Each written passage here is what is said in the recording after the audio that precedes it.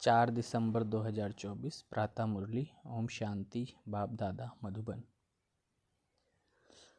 बाबा ने कहा, मीठे बच्चे, सारा मदार याद पर है। याद से ही तुम मीठे बन जाएंगे। इस याद में ही माया की युद्ध चलती है। प्रश्न, इस ड्रामा में कौन सा राज बहुत विचार करने योग्य है जिसे तुम बच्चे ही जानते हो? उत्तर, तुम जानते हो कि ड्रामा में एक पार्ट 2 बार बज न सके। सारी दुनिया में जो भी पार्ट बजता है वह 1-2 से नया। तुम विचार करते हो कि सतयुग से लेकर अब तक कैसे दिन बदल जाते हैं, सारी एक्टिविटी बदल जाती है। आत्मा में 5000 वर्ष की एक्टिविटी का रिकॉर्ड भरा हुआ है जो कभी बदल नहीं सकता। यह छोटी सी बात तुम बच्चों के सिवाय और किसी की बुद्धि में नहीं आ सकती। ओम शांति। रूहानी बाप रूहानी बच्चों से पूछते हैं, मीठे मीठे बच्चे, तुम अपना भविष्य का पुरुषोत्तम मुख, पुरुषोत्तम चोला देखते हो? यह पुरुषोत्तम संगम युग है ना? तुम फील करते हो कि हम फिर नई दुनिया सतयुग में इनकी वंशावली में जाएंगे जिसको सुखधाम कहा जाता है। वहाँ के लिए ही तुम अभी पुरुषोत्तम बन रहे हो। बैठे बैठे यह विचार आना चाहिए। स्टूडेंट जब पढ़ते हैं तो उनकी बुद्धि में यह जरूर रहता है, कल हम यह बनेंगे। वैसे तुम भी जब यहाँ बैठते हो तो भी जानते हो कि हम विष्णु की डिनास्टी में जाएंगे। तुम्हारी बुद्धि में अब अलौकिक है। तुम्हारी बुद्धि अब अलौकिक है और किसी मनुष्य की बुद्धि में यह बातें रमण नहीं करती होंगी। यह कोई कॉमन सत्संग नहीं है। यहाँ बैठे हो, समझते हो सत बाबा जिसको शिव कहते हैं, हम उनके संग में बैठे हैं। शिव बाबा ही रचयिता है, वही इस रचना के आदि मध्य अंत को जानते हैं, वही यह नॉलेज देते हैं, जैसे कल की बात सुनाते हैं।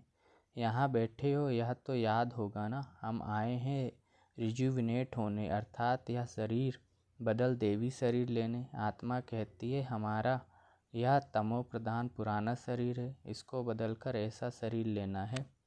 कितनी सहज एम ऑब्जेक्ट है। पढ़ाने वाला टीचर जरूर पढ़ने वाले स्टूडेंट से होशियार होगा ना। पढ़ाते हैं, अच्छे कर्म भी सिखलाते हैं। अभी तुम समझते हो हमको ऊंच से ऊंच भगवान पढ़ाते हैं तो ज़रूर देवी देवता ही बनाएंगे।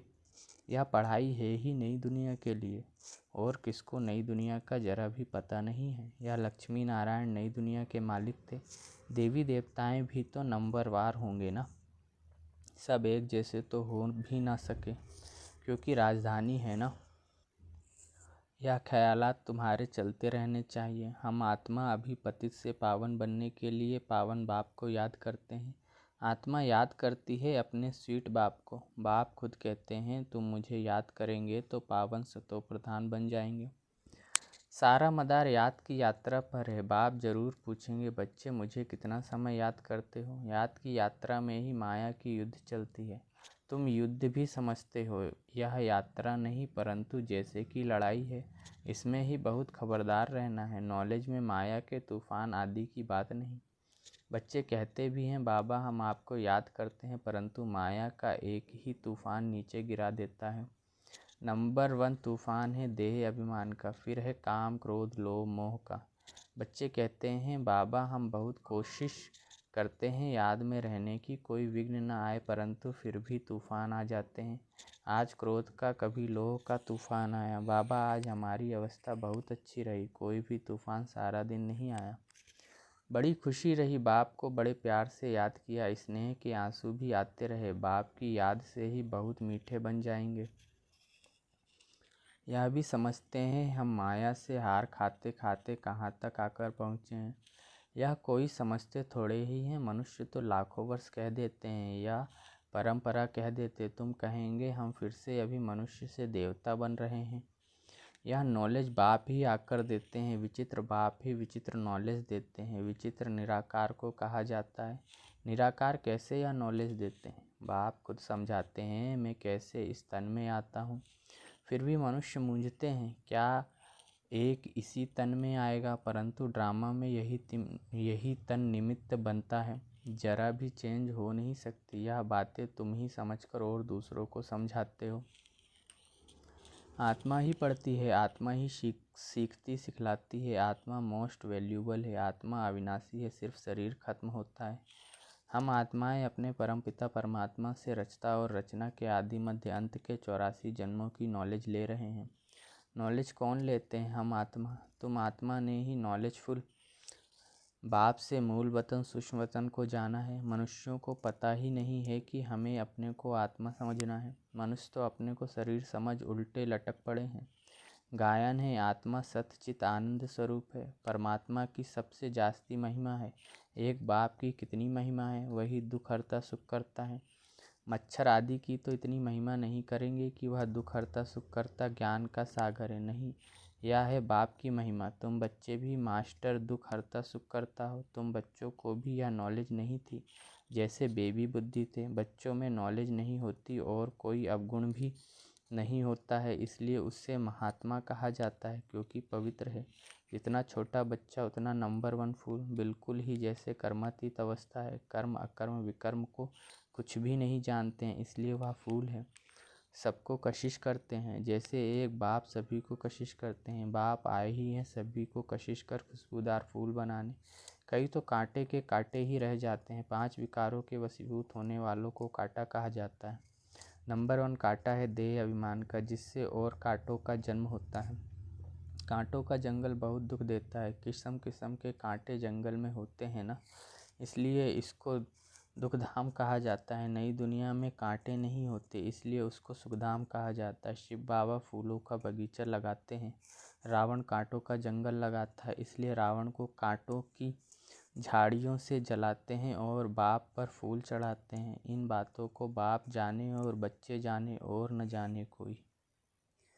तुम बच्चे जानते हो ड्रामा में एक पार्ट 2 बार बज न सके। बुद्धि में है सारी दुनिया में जो पार्ट बजता है वह 1-2 से नया। तुम विचार करो सतयुग से लेकर अब तक कैसे दिन बदल जाता है, सारी एक्टिविटी ही बदल जाती है। 5000 वर्ष की एक्टिविटी का रिकॉर्ड आत्मा में भरा हुआ है, वह कभी बदल नहीं सकता। हर आत्मा में अपना अपना पार्ट भरा हुआ है। यह छोटी सी बात भी कोई की बुद्धि में आ न सके। इस ड्रामा के पास्ट प्रेजेंट और फ्यूचर को तुम जानते हो। यह स्कूल है ना, पवित्र बन बाप को याद करने की पढ़ाई बाप पढ़ाते हैं। यह बातें कभी सोची थी कि बाप आकर ऐसे पतित से पावन बनाने की पढ़ाई पढ़ाएंगे? इस पढ़ाई से ही हम विश्व के मालिक बनेंगे। भक्ति मार्ग के पुस्तक ही अलग है, उसको कभी पढ़ाई नहीं कहा जाता है। ज्ञान के बिना सद्गति हो भी कैसे? बाप बिना ज्ञान कहाँ से आए जिससे सद्गति हो? सद्गति में जब तुम होंगे तब भक्ति करेंगे? नहीं, वहाँ है ही अपार सुख, फिर भक्ति किस लिए करेंगे? यह ज्ञान अभी ही तुम्हें मिलता है। सारा ज्ञान आत्मा में रहता है। आत्मा का कोई धर्म नहीं होता। आत्मा जब शरीर धारण करती है फिर कहते हैं फलाना इस धर्म का है। आत्मा का धर्म क्या है? एक तो आत्मा बिंदी मिसल है और शांत स्वरूप है, शांति धाम में रहती है। अभी बाप समझाते हैं सभी बच्चों को बाप पर हक है। बहुत बच्चे हैं जो और धर्म में कन्वर्ट हो गए हैं, वह फिर निकलकर अपने असली धर्म में आ जाएंगे। जो देवी देवता धर्म छोड़ दूसरे धर्म में गए हैं वह सभी पत्ते लौट अपने जगह पर आ जाएंगे। तुम्हें पहले पहले तो बाप का परिचय देना है। इन बातों में ही सब मूंझे हुए हैं। तुम बच्चे समझते हो अभी हमें कौन पढ़ाते हैं? बेहद का बाप। श्री कृष्ण तो देहधारी है, इनको ब्रह्मा को भी दादा कहेंगे। तुम सब भाई भाई हो ना। फिर है मर्तबे के ऊपर, भाई का शरीर कैसा है, बहन का शरीर कैसा है? आत्मा तो एक छोटा सितारा है। इतनी सारी नॉलेज एक छोटे से सितारे में है। सितारा शरीर के बिगर बात भी नहीं कर सकता। सितारे को पार्ट बजाने के लिए इतने ढेर ऑर्गन्स मिले हुए हैं। तुम सितारों की दुनिया ही अलग है। आत्मा यहाँ आकर फिर शरीर धारण करती है। शरीर छोटा बड़ा होता है, आत्मा ही अपने बाप को याद करती है, वह भी जब तक शरीर में है। घर में आत्मा बाप को याद करेगी? नहीं, वहाँ कुछ भी मालूम नहीं पड़ता हम कहाँ हैं। आत्मा और परमात्मा दोनों जब शरीर में हैं तब आत्माओं और परमात्मा का मेला कहा जाता है। गायन भी है, आत्मा और परमात्मा अलग रहे बहुकाल। कितना समय अलग रहे? याद आता है कितना समय अलग रहे? सेकंड सेकंड पास होते 5000 वर्ष बीत गए। फिर 1 नंबर से शुरू करना है, एक्यूरेट हिसाब है। अभी तुमसे कोई पूछे इसने कब जन्म लिया था तो तुम एक्यूरेट बता सकते हो श्री कृष्ण ही पहले नंबर में जन्म लेता है। शिव का तो कुछ भी मिनट सेकंड नहीं निकाल सकते, श्री कृष्ण के लिए तिथि तारीख मिनट सेकंड निकाल सकते हो। मनुष्यों की घड़ी में फ़र्क पड़ सकता है, शिव बाबा के अवतरण में तो बिल्कुल फ़र्क नहीं पड़ सकता। पता ही नहीं पड़ता कब आया, ऐसे भी नहीं साक्षात्कार हुआ तब आया, नहीं अंदाज लगा सकते हैं, मिनट सेकंड का हिसाब नहीं बता सकते। उनका अवतरण भी अलौकिक है, वह आते ही हैं बेहद की रात के समय। बाकी और भी जो अवतरण आदि होते हैं उनका पता पड़ता है। आत्मा शरीर में प्रवेश करती है, छोटा चोला पहनती है, फिर धीरे धीरे बड़ा होता है। शरीर के साथ आत्मा बाहर आती है। इन सभी बातों को विचार सागर मंथन कर फिर औरों को समझाना होता है। कितने ढेर मनुष्य हैं, एक ना मिले दूसरे से। कितना बड़ा मांडवा है, जैसे बड़ा हाल है जिसमें बेहद का नाटक चलता है। तुम बच्चे यहाँ आते हो नर से नारायण बनने के लिए, बाप जो नई सृष्टि रचते हैं उनमें ऊंच पद लेने के लिए। बाकी यह जो पुरानी दुनिया है वह तो विनाश होनी है। बाबा द्वारा नई दुनिया की स्थापना हो रही है, बाबा को फिर पालना भी करनी है जरूर। जब यह शरीर छोड़ें तब फिर सतयुग में नया शरीर लेकर पालना करें। उसके पहले इस पुरानी दुनिया का विनाश भी होना है। भंबोर को आग लगेगी, पीछे या भारत ही रहेगा, बाकी तो खल्लास हो जाएंगे। भारत में भी थोड़े बचेंगे। तुम अब मेहनत कर रहे हो कि विनाश के बाद फिर सजाएं न खाएं। अगर विकर्म विनाश नहीं होंगे तो सजाएं भी खाएंगे और पद भी नहीं मिलेगा। तुमसे जब कोई पूछते हैं तुम किसके पास जाते हो तो बोलो शिव बाबा के पास, जो ब्रह्मा के तन में आया हुआ है। या ब्रह्मा कोई शिव नहीं है। जितना बाप को जानेंगे तो बाप के साथ प्यार भी रहेगा। बाबा कहते हैं बच्चे तुम और कोई को प्यार नहीं करो और संग प्यार तोड़ एक संग जोड़ो। जैसे आशिक माशूक होते हैं ना, यह भी ऐसे है। 108 सच्चे आशिक बनते हैं, उसमें भी 8 सच्चे सच्चे बनते हैं। 8 की भी माला होती है ना। 9 रत्न गाए हुए हैं, 8 दाने 9वां बाबा। मुख्य 8 देवता हैं, फिर 16,108 शहजादे शहजादियों का कुटुंब बनता है। त्रेता अंत तक बाबा तो हथेली पर बहिष्ठ दिखलाते हैं। तुम बच्चों को नशा है कि हम तो सृष्टि के मालिक बनते हैं, बाबा से ऐसा सौदा करना है। कहते हैं कोई बिरला व्यापारी या सौदा करे, ऐसा कोई व्यापारी थोड़े ही है। तो बच्चे ऐसे उमंग में रहो, हम जाते हैं बाबा के पास। ऊपर वाला बाबा दुनिया को मालूम नहीं है, वो कहेंगे कि वह तो अंत में आता है। अब वही कलयुग का अंत है, वही गीता महाभारत का समय है, वही यादव जो मुसल निकाल रहे हैं, वही कौरवों का राज्य और वही तुम पांडव खड़े हो। तुम बच्चे अभी घर बैठे अपनी कमाई कर रहे हो, भगवान घर बैठे आया हुआ है, इसलिए बाबा कहते हैं कि अपनी कमाई कर लो। यही हीरे जैसा जन्म अमोलक गाया हुआ है, अब इसको कौड़ी बदले खोना नहीं है। अब तुम इस सारी दुनिया को राम राज्य बनाते हो, तुमको शिव से शक्ति मिल रही है। बाकी आजकल कईयों की अकाले मृत्यु भी हो जाती है। बाबा बुद्धि का ताला खोलता है और माया बुद्धि का ताला बंद कर देती है।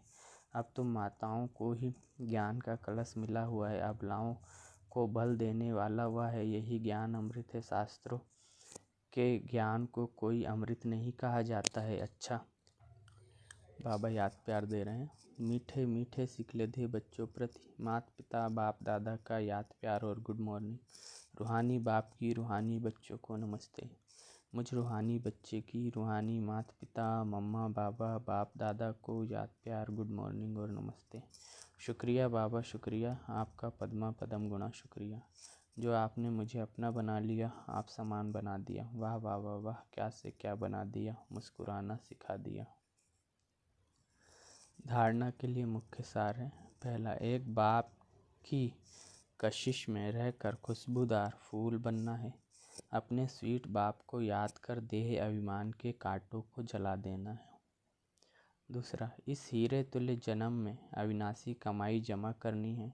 कौड़ियों के बदले इसे गंवाना नहीं है। एक बाप से सच्चा प्यार करना है, एक के संग में रहना है।